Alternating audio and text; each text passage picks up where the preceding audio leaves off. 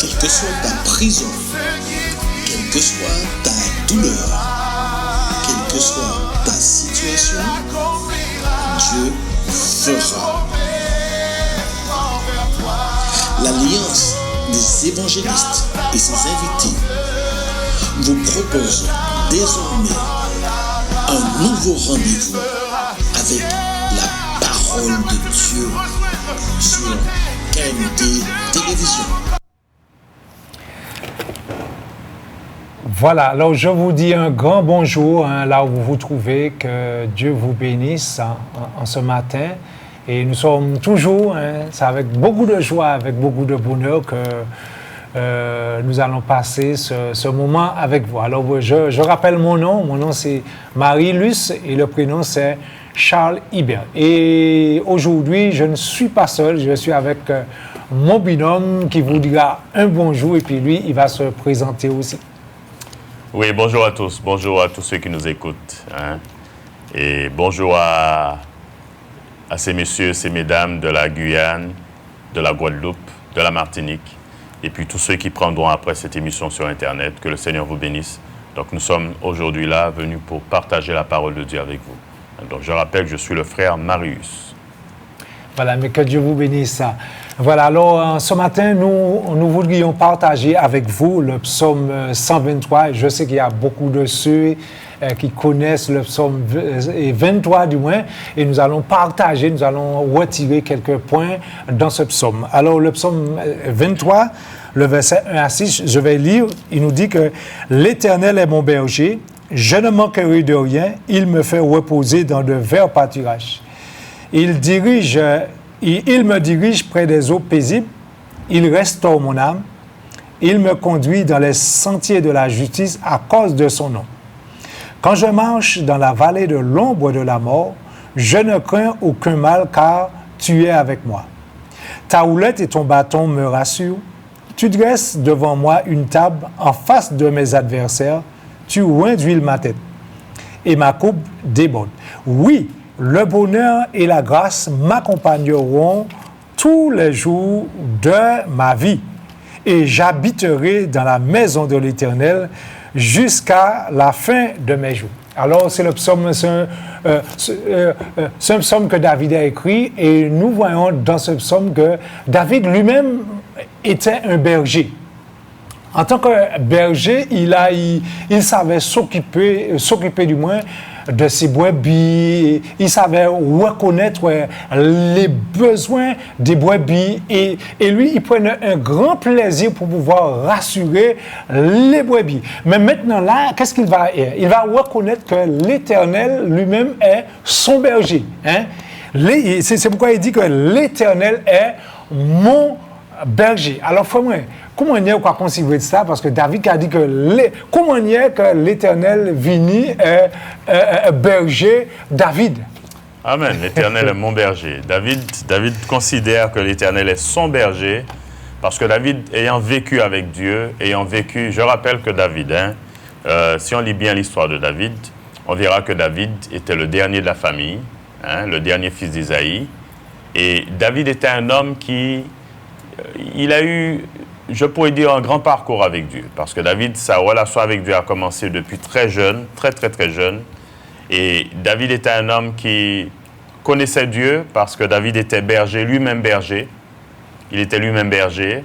Et c'était un homme également qui, depuis son plus jeune âge, a établi une relation avec les brebis, donc a connu également, les peurs des brebis, a connu également leur situation, a connu également tous les domaines les concernant, sachant que en tant que berger, il était là pour les protéger, pour les garder, il était là pour faire pas mal de choses. Et surtout, David, vous savez, à l'époque, c'est pas comme maintenant. Maintenant, quand on parle de bergers, les bergers de l'époque, de maintenant, en tous les cas, pour ceux qu'on connaît ici en Martinique, nous avons plus des éleveurs, mais un berger, c'est vraiment un homme qui a une relation avec ses brebis, qui vit avec ses brebis, qui dort pour la plupart du temps au milieu des brebis ou à proximité, qui est là dans l'obscurité seul, le berger tout seul.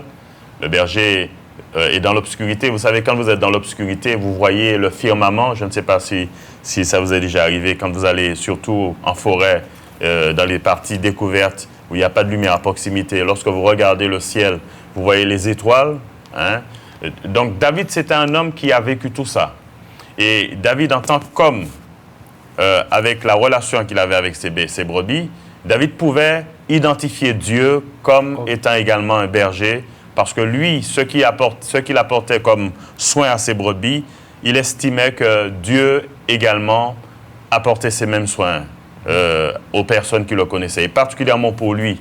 Et pour donner un exemple de sa relation avec Dieu, David dira, il va écrire ce psaume, il dira « Quand je vois le ciel, l'œuvre de tes mains, la lune et les étoiles que tu créas ». Donc, tout cela prouve que David était dans des situations où il pouvait parler avec Dieu. Et puis une chose, pour ne pas être trop long, un berger a tout le temps d'être seul. Un berger vit une vie de solitude. Un berger vit en contact avec la nature. Il est en contact avec ceux qui l'entourent. Donc David avait le temps de voir tout ce que Dieu avait créé. Il avait le temps d'apprécier. Et il avait également le temps de pouvoir réfléchir comment pouvoir prendre soin des brebis. Donc, c'est pour cela que David, lui, va identifier Dieu comme étant un berger. Un berger. Et lui, il va s'identifier comme étant la brebis. La brebis, voilà. Et c'est ça. Donc maintenant, il n'est plus berger, lui. Il est la brebis devant Dieu. Tandis que lui, il était berger pour ses brebis. Très important, ça. Très important. Mais il dit que dans le récit que je ne manquerai de rien. David, dans son service derrière les brebis, lui, il faisait tout ce qu'il était en sa possession pour que les brebis puissent avoir tout ce qu'il fallait pour que les brebis soient en bonne santé et que les brebis puissent prospérer. Mais là, il renverse là, il dit que l'Éternel est mon berger, je ne manquerai de rien. Il savait qu'avec Dieu, il avait tout ce qu'il avait besoin. Pas selon lui, hein, mais c'est selon Dieu, parce que c'est Dieu qui le conduisait. Il avait tout ce qu'il fallait pour pouvoir vivre une vie heureuse, et il avait tout ce qu'il avait besoin pour qu'il puisse aller aussi jusqu'au bout. Tout à fait, parce que vous savez, on n'a pas la vie d'un berger, donc on ne sait pas, on n'a pas vécu ce qu'un berger a vécu. Mais David, en tant qu'homme, ayant vécu ce qu'un berger a vécu, parce que lui-même était un berger, David pouvait facilement se mettre à la place de la brebis. Et quand il dit « L'Éternel est mon berger, je ne manquerai de rien », il va considérer que, de même que lui faisait tout ce qu'il fallait pour que ses brebis ne manquent de rien, eh bien, il considère que Dieu est également son berger. Parce que, vous savez, un bon berger cherche de bons pâturages pour ses brebis. Un bon berger cherche de bonnes choses pour ses brebis. Un bon berger va, quand il dit « ne manquera de rien », il fera allusion à la provision. Donc, il dira que Dieu est celui qui pourvoit. Hein? Et si moi, je pourvois à mes brebis en tant que berger, eh bien, Dieu pourvoit à mes besoins. Dieu est celui qui est là. Hein? Dieu est ma provision. Comme je disais assez souvent, nous sommes attachés aux choses de ce monde pour la plupart d'entre nous. Nous sommes attachés à ce que nous voyons. Mais David, lui, il était attaché à Dieu. Et parce qu'il était attaché à Dieu, il pouvait se confier en Dieu et se dire que Dieu est celui qui pourvoit à mes besoins. Hein? Et quelque part, il dira dans le psaume, je crois que c'est le psaume 37, il dira « J'ai été jeune et j'ai vieilli, je n'ai jamais bien juste abandonné, ni sa postérité mendiant son pain. » Parce que l'Éternel est celui qui pourvoit, c'est notre pourvoyeur. Hein? Donc, comme Dieu est celui qui pourvoit, nous pouvons dire que « Seigneur, nous avons des besoins, nous venons à toi. » Et Paul le dit, hein? Paul sait très bien le dire, il dira dans le livre de Philippiens, il dira ne vous inquiétez de rien, mais en toute chose, faites connaître vos besoins à Dieu par des prières, des supplications, avec des actions de grâce. Pour toi, pourquoi? Parce que Dieu est celui qui pourvoit. Et s'il faut pour aller un peu plus loin, juste une chose que je rajoutais, c'est que lorsque nous lisons dans le psaume 24, qu'est-ce que la Bible dit? Le verset 1er. « À l'Éternel la terre et ce qu'elle renferme, le monde et ceux qui l'habitent. » Amen, amen. Hein? Donc vous voyez, Dieu est notre pourvoyeur, celui qui pourvoit. Et si vous êtes dans le besoin, sachez que Dieu est capable de répondre.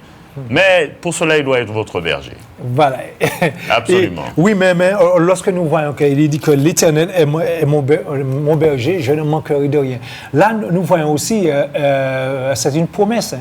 Tout à fait. Dieu nous a promis de nous donner ce qui est convenable, ce qui est important pour nous, de façon que nous puissions vivre une vie sur terre qui soit agréable. Hein? Hein, parce que si nous partons de droite à gauche, nous quittons bergerie, parce que souvent ce qui se passe, il y a des hommes et des femmes qui laissent la bergerie de Dieu. Ça veut dire que quand je parle de laisser la bergerie de Dieu, des hommes et des femmes qui marchaient avec Dieu, qui obéissaient au plan de Dieu, à la volonté de Dieu, et puis par diverses épreuves, par diverses situations, ils peuvent délaisser la voie de Dieu et se trouver en danger. Comme nous avons vu dernièrement, comme il s'appelle, le fils prodigue. Tout à fait, le fils prodigue. Il a délaissé la maison de son père et il s'est trouvé en danger. Et nous voyons que son père a fait ce qu'il faut. Non pas, il a fait seulement, mais il l'attendait avec patience pour pouvoir le ramener à la bergerie. C'est pourquoi il faut rester à la bergerie. Et lorsque nous sommes dans la bergerie, hein, dans la maison de Dieu, dans le camp de Dieu, nous avons tout ce qu'il nous faut pour arriver jusqu'au bout de là où Dieu veut nous diriger. Voilà. Et oui, parce que la Bible nous dit, c'est Jésus qui dira ça. Jésus dit, demandez, il vous sera donné. Ouais.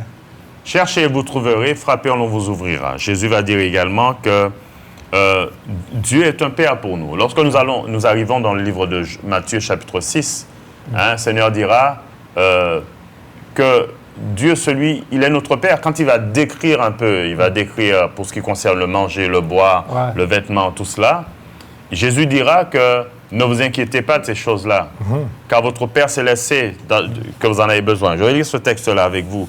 Regardez avec moi dans le livre de Matthieu. Nous sommes dans Matthieu chapitre 6. Matthieu 6.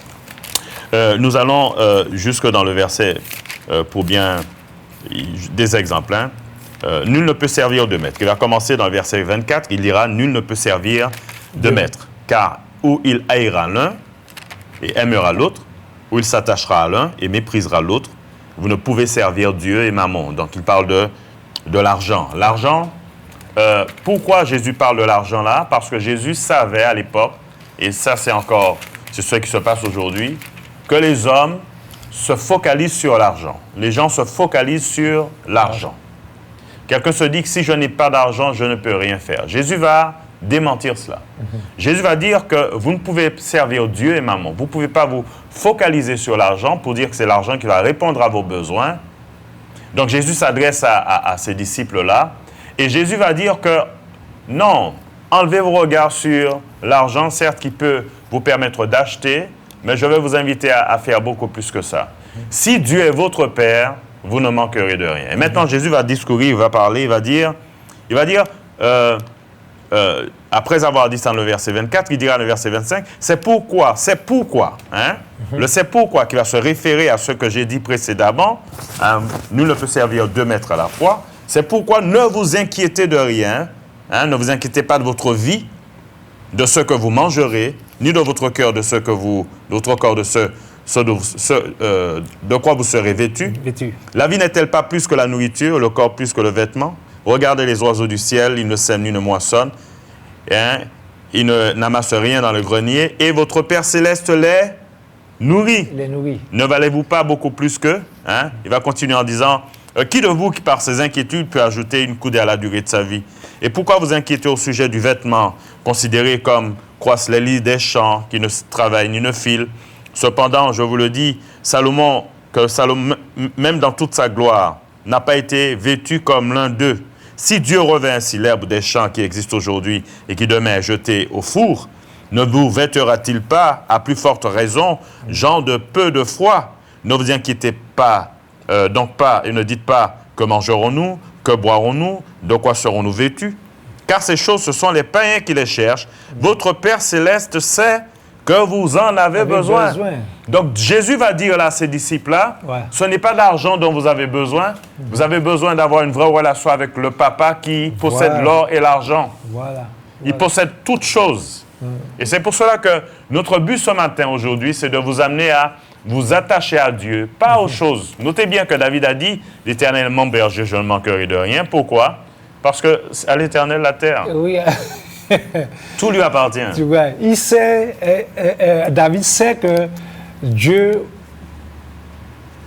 a tout ce qu'il faut pour pouvoir à ses besoins. Mais oui, de même que lui, en tant que berger, qu'est-ce qu'il faisait? Ouais. Quand il savait que les brebis étaient restées trop longtemps dans une partie Il les enlevait. de pâturage, il les enlevait et les déplaçait plus loin. Ouais. Vous savez, pour ceux qui ont eu des moutons, hein, je vais prendre un exemple, moi j'ai des moutons. Ouais. Bon, je ne suis pas berger, hein. Mon anti-mouton qui a mangé Zeb Bokaila, pour empêcher Zeb Gouvernement quand même. Hein. Eh bien, quand vous placez le mouton quelque part, le mouton reste là un petit moment, mais après, si vous l'observez, quand vous sortez là le matin, il va commencer à vous regarder, il va vous appeler. Ouais. Alors vous dites, mais non, mais tu as de l'herbe là, mange l'herbe. Non, c'est qu'il veut de l'herbe fraîche. Fraîche. Et David connaissait ses brebis. Ouais. On dit, ah ouais, la bête est capricieuse. Eh bien, David, ce qu'il faisait, il faisait de sorte que ses brebis ne manquent de rien, ne souffrent pas, ne manquent pas de nourriture. Eh bien, Dieu est notre papa. Et comme Dieu est notre papa, il est également, comme pour David, l'Éternel est mon berger. S'il est votre berger, eh bien, vous allez entendre ce que Jésus dira. Ne vous inquiétez donc point et ne dites point que mangerons-nous, que boirons-nous, de quoi serons-nous vêtus. Parce que pourquoi? Parce que l'Éternel est mon berger, je ne manquerai de rien. Eh oui. Voilà. Mais dans ce passage, nous voyons aussi que Dieu est celui qui dirige. Hein, il nous oriente. Tout à fait. Voilà, parce que lorsque nous lisons le verset, toujours le verset 2, il dit « Il me fait reposer dans de verts pâturages, il me dirige près des eaux paisibles. » Ça veut dire que l'Éternel n'a qu'à diriger son enfant, son peuple, à n'importe côté. Tout à fait, tout à fait. Vous savez, il y a un texte qui me vient à l'esprit. Jésus dira dans le livre de Jean, chapitre 16, il dira que lorsque le Consolateur viendra, il vous conduira dans toute la vérité. Il va vous diriger. Dieu, nous dit la Bible, celui qui guide nos pas. David le dira, l'Éternel guide mes pas. Dieu sait exactement ce dont on a besoin. Dieu sait exactement où faut-il que nous allions. Dieu, en fin de compte, Dieu, en tant que berger, Dieu a un plan pour ses brebis. Il a un plan pour ses brebis. Tu as pris cette partie où il est dit, il me dirige près des eaux paisibles. Il va me diriger près des eaux paisibles. Vous savez, quand vous donnez à manger à un mouton, si vous voyez bien, pour ceux qui observent, hein, j'ai eu l'occasion d'observer. Vous donnez de l'eau à un mouton, le mouton veut boire. Aussi longtemps il verra l'eau bouger, il ne va pas boire. Il va attendre que l'eau se calme afin de boire. Hein?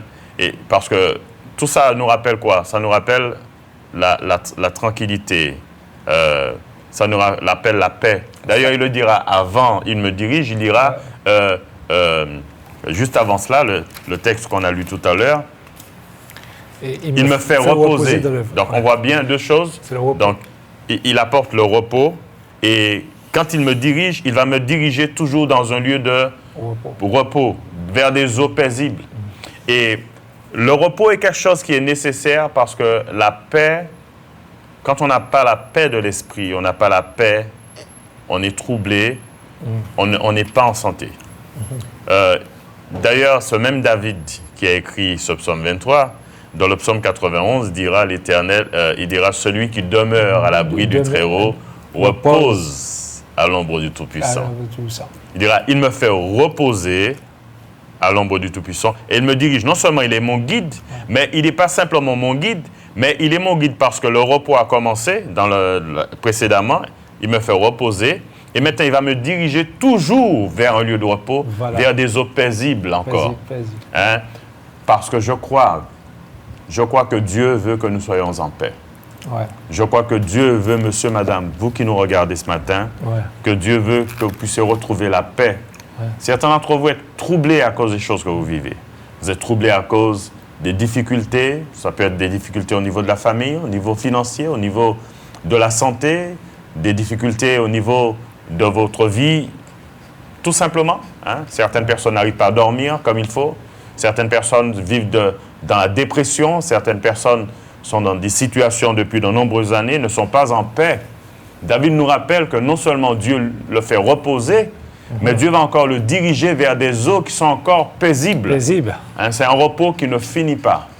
Pour cela que notre intention ce matin, c'est de tourner vos regards vers le Prince de paix. Non seulement le Prince de paix, mais également celui qui va vous diriger toujours vers un lieu de paix. Toujours vers la paix. Hein? Et si vous avez besoin de direction ce matin, appelez le berger. Oui, hein, c'est pourquoi il dit que je t'instruirai et je te montrerai la voie que tu dois suivre. Hein. Le berger est là pour diriger. Et s'il y a de ceux et de celles qui ne sont pas dans la bonne direction, il est temps que vous choisissez la bonne direction. La bonne direction, la Bible nous dit que la bonne direction, c'est Jésus, hein, le chemin. La Bible nous dit que Jésus est le chemin, la vérité et la vie. Hein? Et nous voyons ici ce que Dieu fait. Dieu conduit son peuple vers la vie. Il pourvoit tous ses besoins et il le conduit vers la vie, mais pas n'importe quelle vie, la vie en abondance. Que Dieu soit béni. Et là, nous, quand frère, moi, il me conduit dans les sentiers de la justice. Ça veut dire qu'on comprend là que Dieu fait que des bonnes choses. Tout à fait. Hein? Quand on lit ce récit, on voit que Dieu conduit son peuple vers le bonheur éternel. Tout ça qu'il a fait, c'est pour mener vers la réussite. Tout à fait, tout à fait. N'est-il pas merveilleux? Tout à fait. Non, c'est nécessaire parce que, vous savez, une chose que nous devons considérer, c'est que la Bible nous dit que Jésus est notre justice. Certaines personnes n'ont peut-être pas saisi que devant Dieu, personne n'est juste. Personne n'est juste. Personne ne peut se vanter d'avoir une certaine justice pour dire que je suis suffisamment juste et je mérite la grâce de Dieu. D'ailleurs, entre mériter la grâce de Dieu et notre façon de penser de la grâce, il y a un monde parce que la grâce n'est pas quelque chose qui se mérite. La grâce, c'est quelque chose qui se donne. Si se donne, cadeau. Et c'est pour cela que la Bible nous dit que Jésus est venu afin de nous faire grâce. Dieu nous a fait grâce en Jésus. Et parce que Dieu savait très bien que l'homme, dans sa situation, ne pouvait accéder à sa présence. Il a fallu que Dieu envoie Jésus sur la terre pour que Christ meure pour nous, afin que Dieu puisse nous apporter lui-même sa propre justice. Et toute notre justice, nous dit la Bible, est comme un vêtement souillé devant Dieu. Et David dira, il me conduit dans les sentiers de la justice, que ce soit la justice à proprement dit celle qui vient de Dieu, ou encore que ce soit la justice par rapport à des situations où nous sommes accusés à tort, ou encore il y a des situations où nous devons rendre justice de certaines choses. David dira, dans tous les cas de figure, l'Éternel est celui qui me conduit dans les sentiers de la justice, parce que c'est lui qui va défendre ma cause également. Et lorsque nous nous trouvons face à une situation, il y a des choses que nous ne voyons pas, mais que Dieu voit. Dieu est mon défenseur. Quand je me trouvais face à des accusations, Dieu est mon défenseur. Et je vais même plus loin. Même si nous avons tort, Jésus est celui qui est mort pour nos péchés. Parce qu'auparavant, avant de connaître Christ, notre vie était une vie qui allait directement vers l'enfer. Mais maintenant que nous avons donné à Jésus notre vie, la vie que nous vivions auparavant n'est plus la même que nous vivons actuellement. Et la Bible nous dit que Jésus est mort, Jésus est venu pour mourir. Hein, Dieu nous a fait grâce en Jésus-Christ, n'imputant point aux hommes leurs offenses.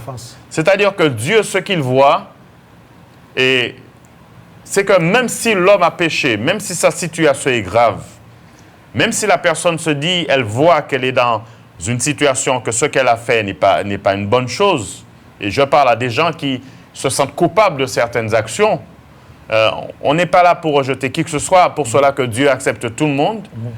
La justice de Dieu, c'est ce que Dieu donne. Même si vous êtes coupable, Dieu est votre défenseur. Mais pour être défendu, il faut faire quoi? Donner à Jésus sa vie. Il faut donner à Jésus sa vie. Et à ce moment, Jésus devient quoi? Votre avocat. Et si Jésus est votre avocat, il est celui qui va vous conduire dans les sentiers de la justice, il va plaider votre cause et il va gagner le procès pour vous. Alléluia. Pour cela qu'on doit comprendre ça. Mais oui.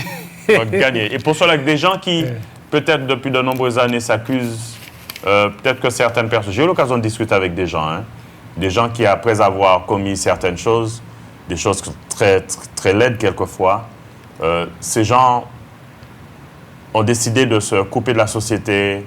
Certaines personnes se sont pendues, se sont tuées. Mais j'aimerais dire à quelqu'un, quel que soit ce que vous avez fait, Dieu peut être votre justice. Il peut devenir votre avocat. Jésus peut devenir votre avocat et plaider votre cause. Est-ce que cela voudrait dire que vous allez être exempté du châtiment de ce monde-là? Hein? Non, vous allez payer pour ce que vous avez fait au niveau de la justice des hommes, mais devant Dieu, la justice de Dieu va vous justifier. Oui, mais il y a eu je voudrais lire le verset 4 qui nous dit « Quand je marche dans la vallée de l'ombre de la mort, je ne crains aucun mal, car tu es avec moi. » Nous voyons que le brebis lui-même, il va sûrement rencontrer sur sa route des difficultés.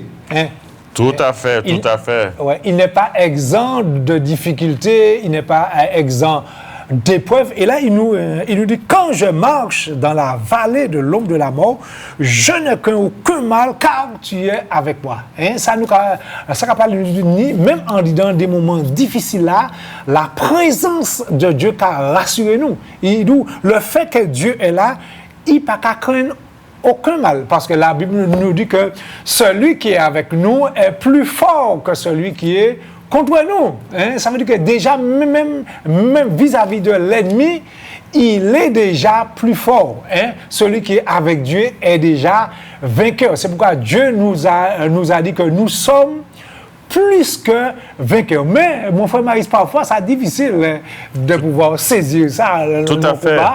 Tout à fait, parce que difficile, parce que nous pas qu'à ouais, mais Dieu voit. Parce qu'on ne voit pas, mais Dieu voit toutes choses.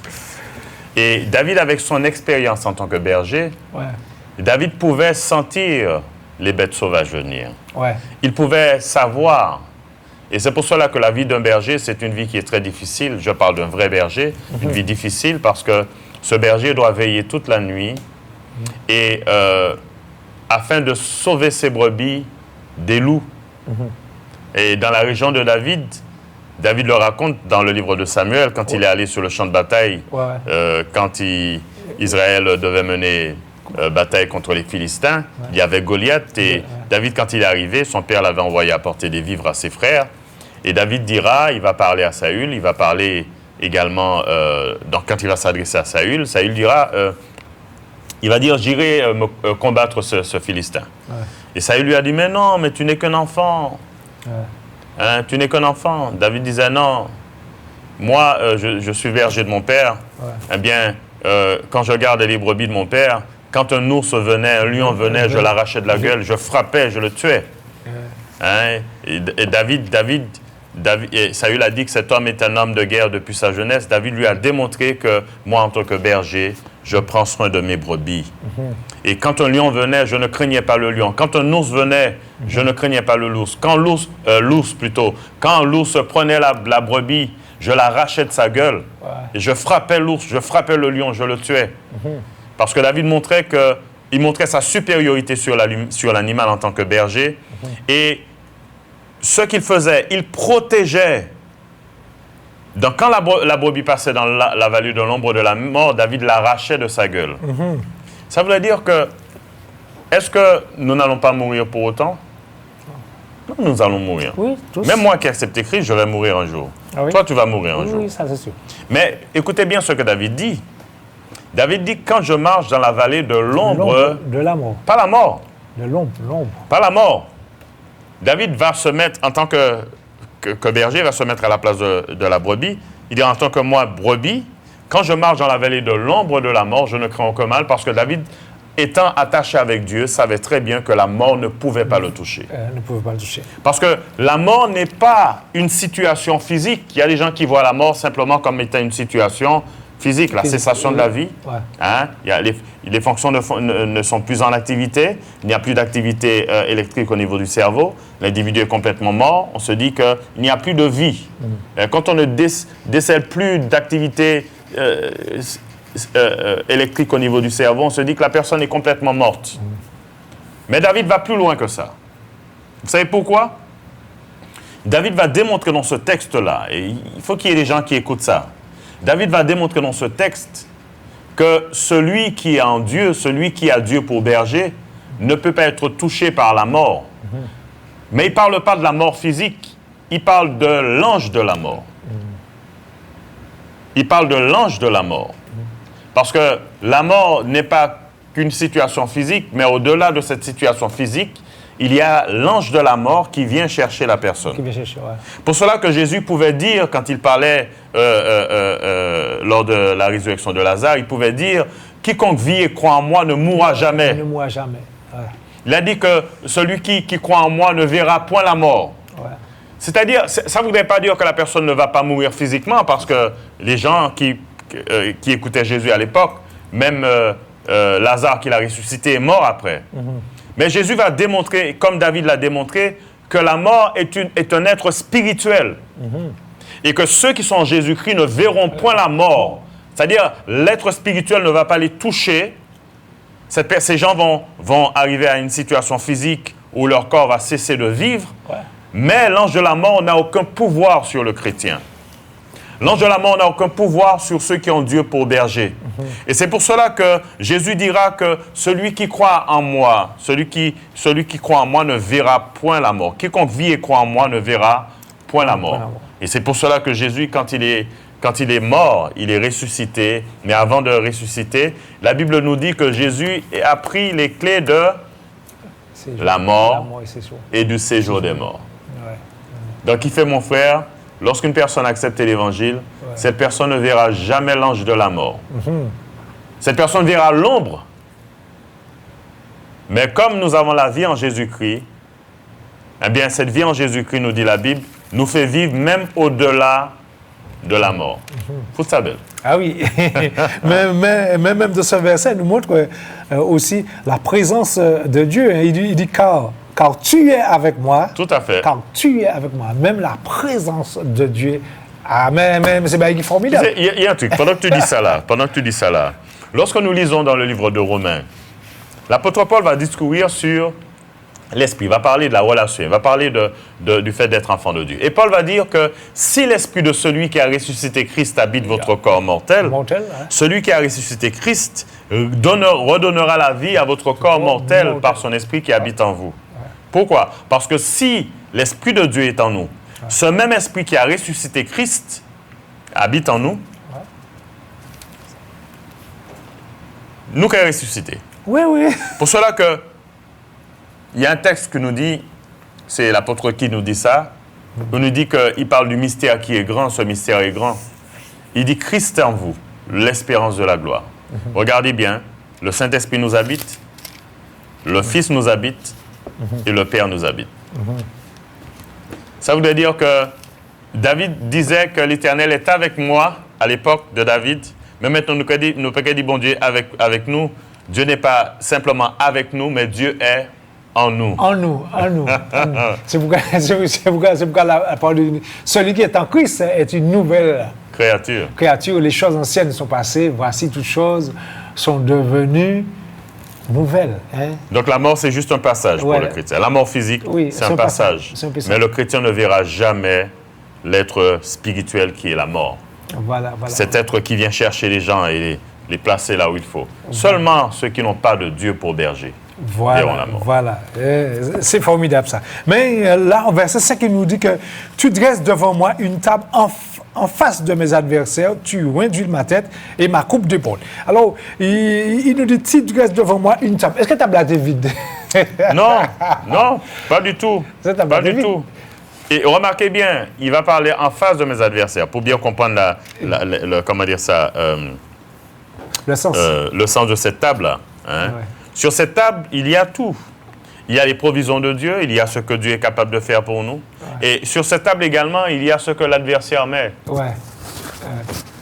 Il dit, tu oinduis ma tête. Donc, sur cette table-là, David sait très bien qu'entre moi et mon adversaire, il y a une table que Dieu a dressée. Ouais. Ça voudrait dire qu'il y a une barrière, il y a un barrage, il y a quelque chose. Et sur cette table, je peux tout voir. Je peux voir ce que Dieu a mis là pour moi et je peux voir ce que l'adversaire a mis pour moi. Mais comme je sais que Dieu, lui, il est celui qui me protège, je ne crains rien. Ouais. Donc, je sais que les promesses de Dieu sont sur cette table. Amen. Je sais que les plans de Dieu sont révélés sur cette table. Je sais que tout est là. Et l'adversaire ne pourra pas passer de là où il se trouve, passer sur cette table afin de pouvoir m'atteindre là où je suis. Parce que c'est Dieu qui l'a dressé. Je me souviens, quand on était enfant, peut-être que ça n'existe plus. Quand on était enfant, et surtout à l'école, il y avait des petits problèmes entre les amis, avec des adversaires. Et des fois, on était amené quelquefois à se battre. Et je ne sais pas si tu as vécu ça. Et à l'époque, ce qu'on faisait, je me souviens très bien, j'ai encore ça à l'esprit, pour ceux qui sont d'ici, en Martinique, peut-être en Guadeloupe aussi, la Guyane, je sais qu'on partage à peu près la même culture à ce niveau-là. Et quand il fallait, quand on arrivait au point où on devait se battre contre quelqu'un, des fois, il y a une chose qu'on faisait, on faisait un cercle autour de soi. Ouais. Je ne sais pas si certains se rappellent de cela. On faisait un cercle autour de soi et puis on disait surmettre. On dit dans ce cercle-là. Ouais.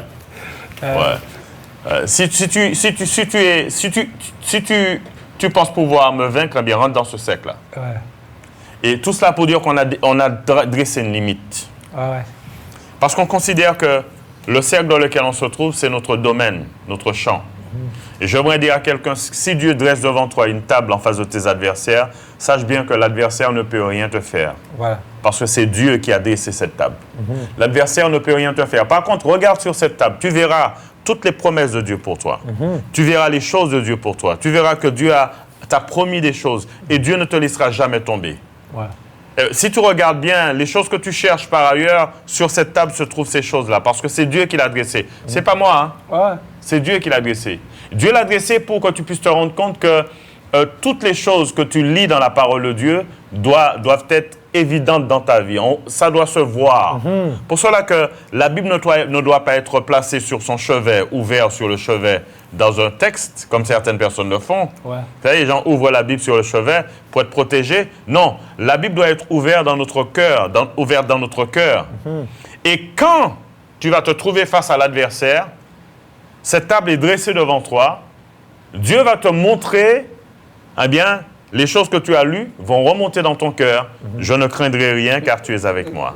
Ou encore, tu vas te souvenir de ce texte où la Bible nous dit, dans le psaume 91, que 1000 tombent à ton côté et 10 000 à ta droite et tu ne seras pas. Tu vas te rappeler également de ce texte, toujours du psaume 91. Il dira, tu ne craindras ni le terreur de la nuit, ni la flèche qui vole de jour, ni la peste qui marche dans les ténèbres, ni la contagion qui frappe en plein midi. Où se trouvent ces choses-là? Eh bien, sur la table que Dieu dresse devant toi. Amen. Il ne faut pas craindre l'ennemi. Il ne faut pas craindre l'ennemi. Mais nous avons le plus fort avec nous. Dieu est avec nous. Et comme on a pu dire au départ, c'est Dieu qui a créé le ciel et la terre. Toute bagaille. Et lorsque nous considérons l'ouvrage de Dieu, comment il a créé le ciel, la terre, la mer, c'est ce Dieu-là qui est avec nous, qui pourvoit tous nos besoins. C'est ce Dieu-là qui met sous la table ce qu'il faut pour que nous puissions... mais seulement, il va faire bon, il met tout ça là, mais ça nous donne. Hein? C'est eux qui peuvent manger. Ah bon? Parce que la table est dressée. Voilà. La table, Dieu a dressé la table. Ouais. Tu dresses devant moi une table en face de mes adversaires. Voilà. La table n'est pas simplement mise, mais elle est dressée. Dressée. C'est-à-dire qu'il y a des choses sur la table. Et ces choses dont je parlais tout à l'heure, qui sont les promesses de Dieu, la parole de Dieu, c'est à nous de manger de ce qui se trouve là. Voilà. Oui. Et je t'assure, mon ami, si tu manges de ce qui est là, l'adversaire ne te fera absolument rien. Oui, voilà. Et nous avons le verset 8, et c'est ce qui nous dit, oui, le bonheur et la grâce m'accompagneront tous les jours de ma vie et j'habiterai dans la maison de l'Éternel. Oui, c'est une affirmation, ça. Tout à fait. Oui, le bonheur. Certainement. Le bonheur et la grâce m'accompagneront tous les jours de ma vie. Deux choses que nous devons voir. Premièrement, avant cela, avant ces deux choses, quand il dira oui, il dira certainement, il va affirmer. C'est un fait. C'est indéniable. Ouais. Il ne peut pas en être autrement. Voilà, c'est comme ça. Comme on dit, c'est comme ça ne peut pas être différent. Le bonheur et la grâce. Ouais. Sachez bien que le bonheur n'est pas la joie. Le bonheur n'est pas la joie des gens. Le bonheur n'est pas le rire non plus. Le bonheur, c'est plus un sentiment très profond de satisfaction, quelque chose qu'on vit intérieurement. On a le bonheur, par exemple, de voir ses enfants grandir et de voir qu'ils ont pris un bon chemin. On est satisfait. On est satisfait. D'accord? Le bonheur, c'est quelque chose qui se vit au plus profond de soi-même.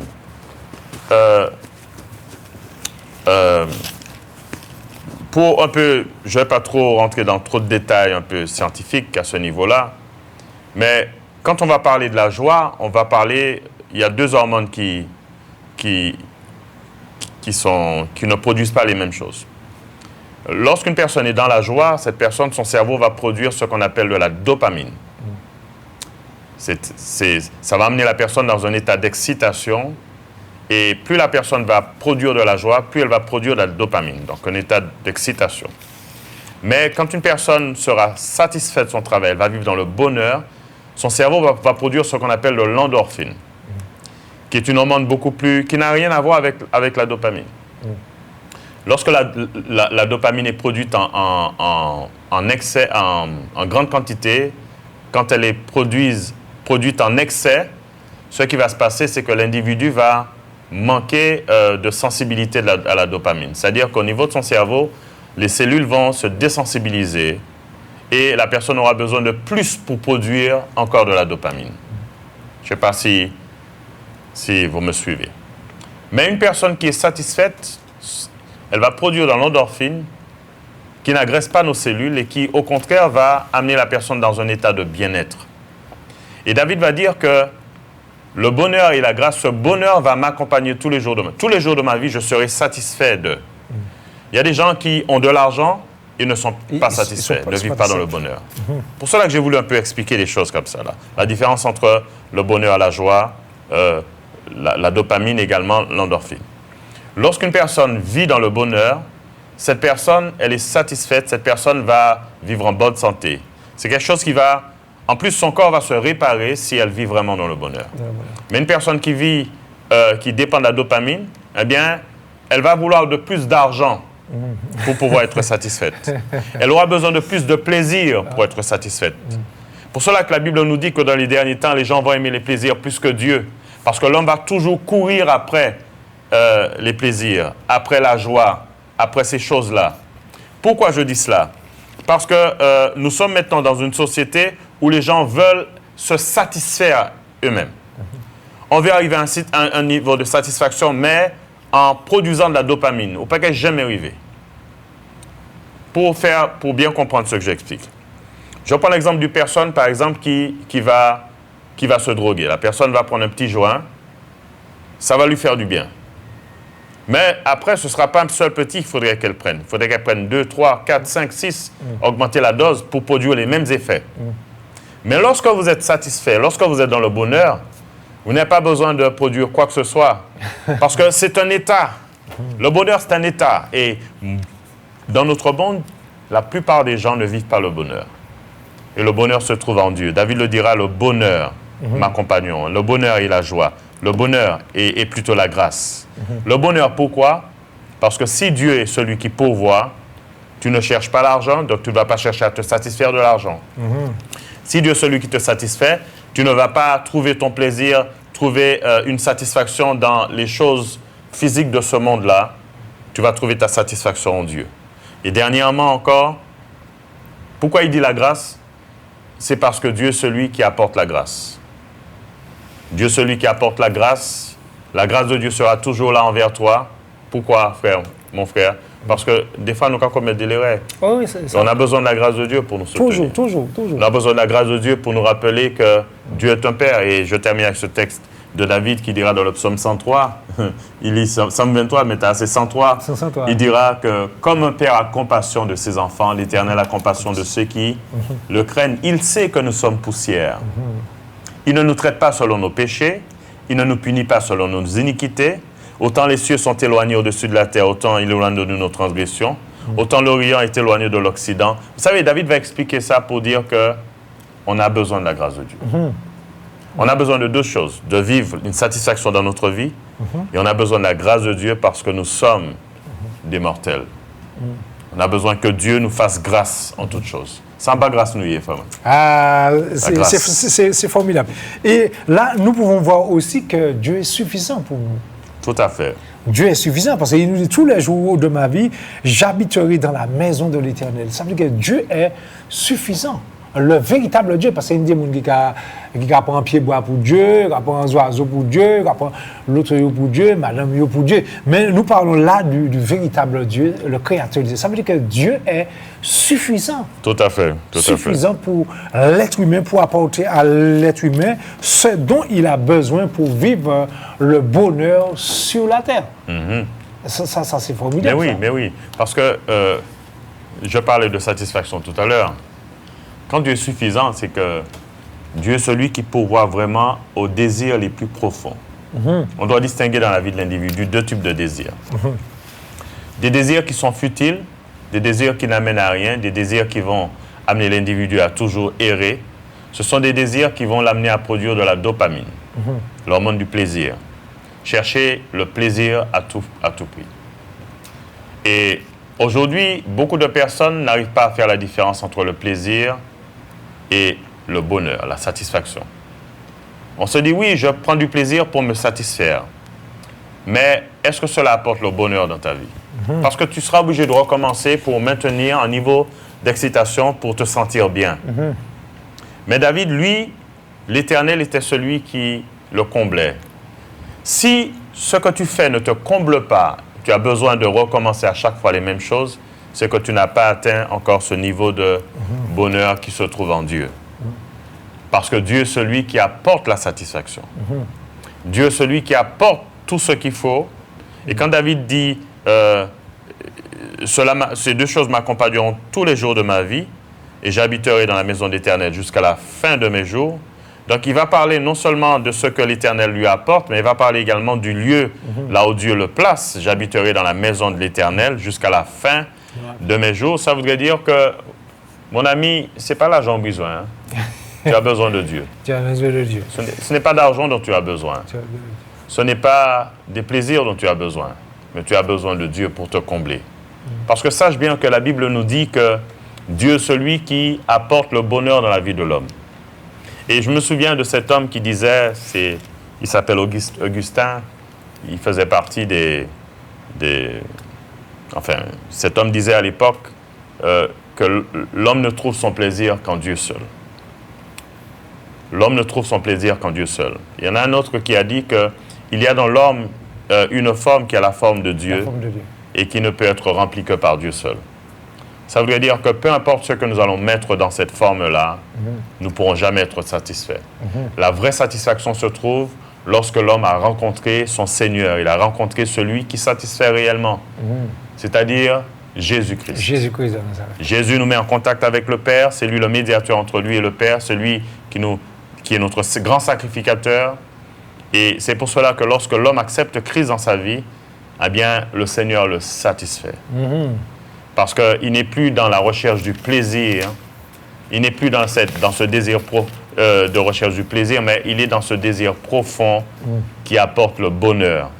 Et un texte qui me vient, c'est dans le psaume 42, c'est les fils de Corée qui ont écrit ce psaume, il dira « Comme une biche soupire après les courants d'eau, ainsi mon âme soupire après toi, ô Dieu. Mon âme a soif de Dieu, du Dieu vivant. Mon âme n'a pas soif d'argent.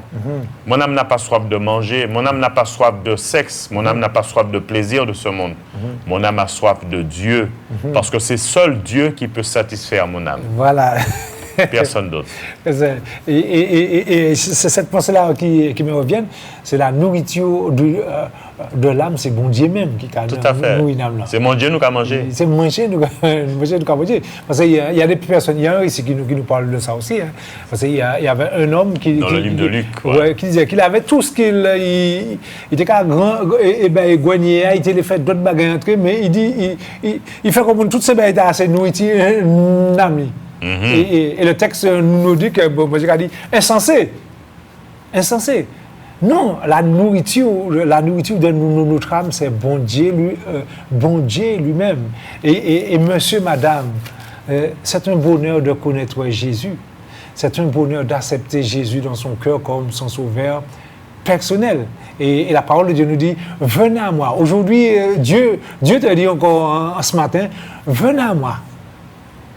Toi qui es fatigué et chargé, et je te donnerai du repos. Je ne vais pas t'envoyer à vide.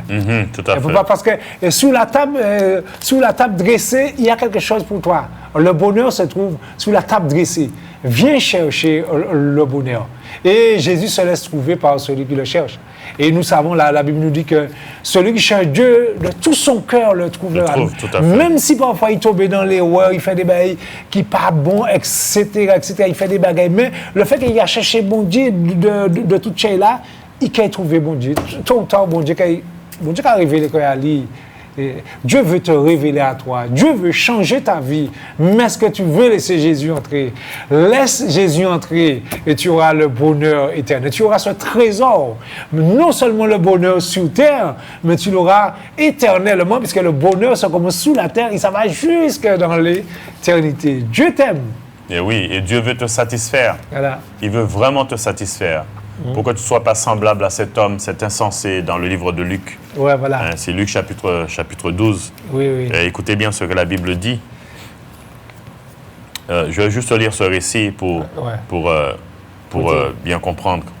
Jésus leur dit, puis il leur dit dans le verset 15, « Gardez-vous avec soin de toute avarice, car la vie d'un homme ne dépend pas de ses biens, fut-il dans l'abondance. » Il leur dit cette parabole, « Les terres d'un homme riche avaient beaucoup rapporté. Il raisonna en lui-même, disait, « Que ferai-je, car je n'ai pas de place pour serrer ma récolte, pour entreposer, pour engranger ma récolte. Voici ce que je ferai. J'abattrai mes greniers, et je bâtirai de plus grands, et j'y amasserai toute ma récolte et tous mes biens. » Écoutez ce qu'il dit. C'est pour cela que Jésus a dit que c'est un insensé, parce qu'il n'a pas su faire la différence entre le physique et l'émotionnel. Il dira, dans le verset 19, et et je dirai à mon âme, mon âme, tu as beaucoup de biens en réserve pour plusieurs années. Repose-toi, mange, bois et réjouis-toi. Cet homme n'a pas compris que les plaisirs ne font que satisfaire le corps et que les plaisirs produisent des émotions au niveau du corps et que ce qui est relâché comme hormone, c'est de la dopamine. Ouais. Il n'a pas compris que son âme, c'est cette partie émotionnelle de l'homme. Ouais. Notre âme est notre partie émotionnelle. C'est cette partie qui nous permet de réagir, qui nous permet d'aimer, qui nous permet de haïr. C'est cette partie qui également dans laquelle nous avons stocké tous nos souvenirs. C'est là. C'est cette partie qui nous permet d'être attachés à des gens. Et ça, c'est notre âme. Le siège de nos émotions, de nos sentiments, nos souvenirs, tout cela, c'est dans mon âme. Eh bien, il a dit à son âme, bon, qu'elle manger du riz, ou qu'elle manger pain, ou qu'elle manger... C'est un vrai insensé.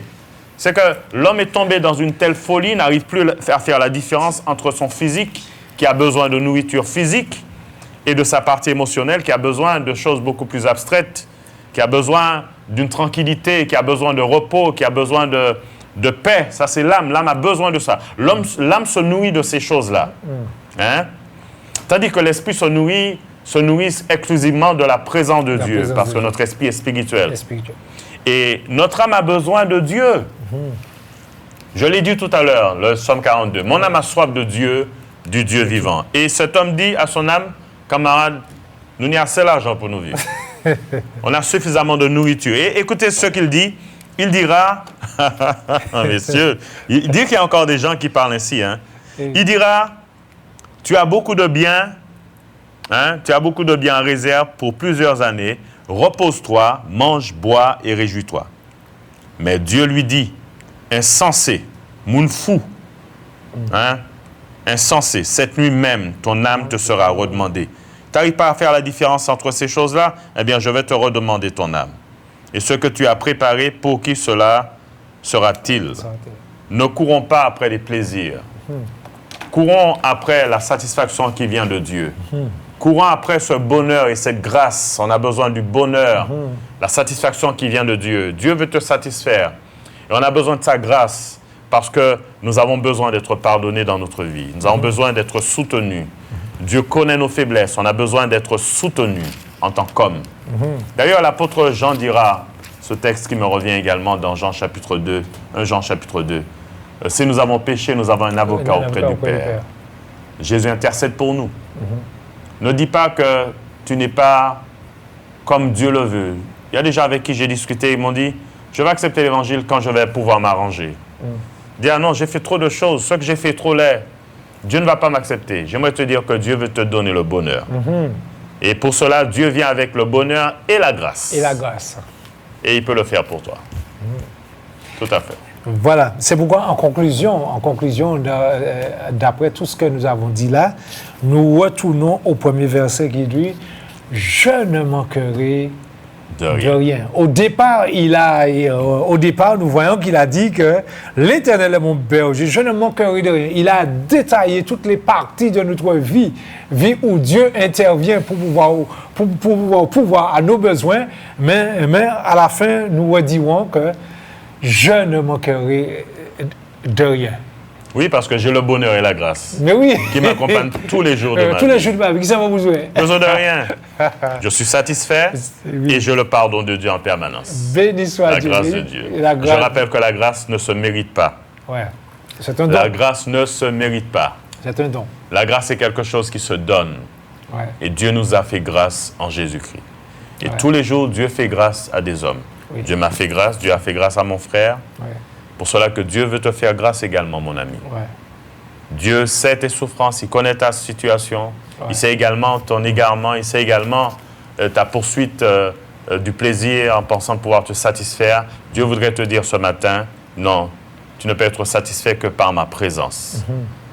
Et ainsi, je vais t'apporter la satisfaction totale dont tu as besoin. Voilà, Dieu. Donc, s'il y a des gens qui veulent nous appeler ou encore des gens qui veulent rentrer en contact avec nous, qui veulent vraiment nous dire, voilà, je cherche ce bonheur également, cette grâce.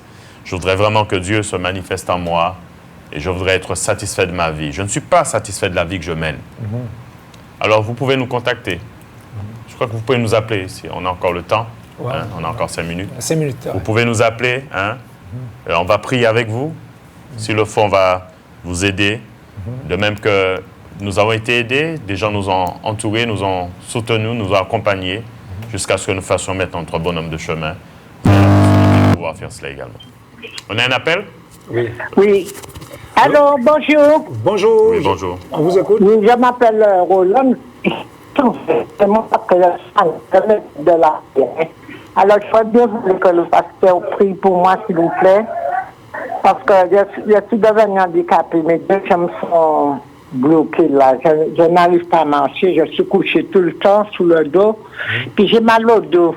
Ça me fait mal, je ne dors pas le soir. Alors je vous demande, s'il vous plaît, si vous pouvez prier pour moi. Ok. Tu t'appelles comment? Roland. Ouais. Tu nous appelles d'où? Et à Fort-de-France. Ok, ben on va penser à toi dans la prière et puis que Dieu te bénisse. Bon, on va profiter à prier pour lui tous les soirs. Oui, j'essaie de prier pour moi tous les jours. Hein. D'accord, on va prier pour Roland. Ouais. Ah, merci. Bon. Okay. Merci, pasteur. Bon, au revoir. Okay. Et merci encore. D'accord. Okay. Vas-y, prie. Oui, Seigneur, je te prie pour Roland qui vient nous appeler. Tu la connais, tu vois sa situation. Seigneur, tu vois Seigneur, ses gênements dans son corps à cause de la maladie.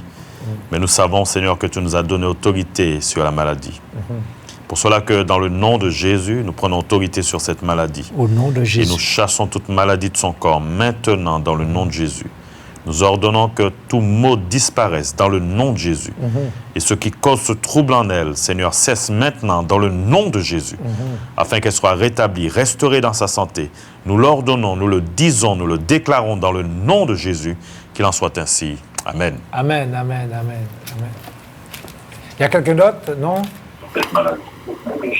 Allô? Allô? Oui, bonjour. Bonjour. Oui, bonjour. Allô? Oui. Allô, on vous écoute. Allez-y, bonjour.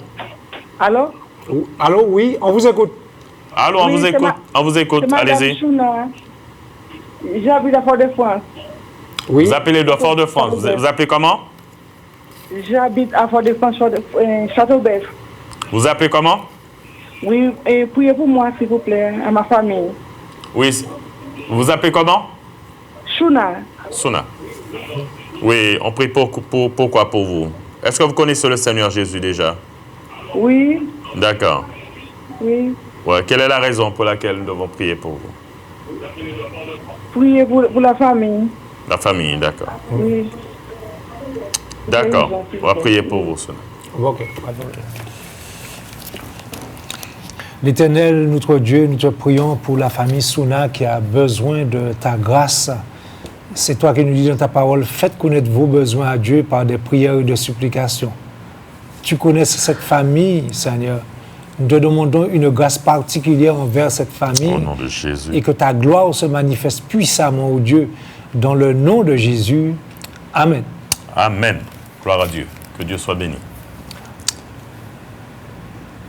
Est-ce qu'il y a un dernier appel juste avant qu'on termine? OK, good. OK. Eh bien, nous allons terminer. Eh bien, que Dieu vous bénisse. Et puis, nous sommes... ça nous a fait chaud au cœur de partager ce bon moment avec vous et que Dieu continue à vous bénir. Et puis, en vous disant aussi, quel que soit, Dieu fera. À la prochaine. Bonne journée. Amen. Quelle que soit ta prison, quelle que soit ta douleur, quelle que soit ta situation, Dieu fera. L'Alliance des évangélistes et ses invités vous propose désormais un nouveau rendez-vous avec la parole de Dieu sur KMT Télévision.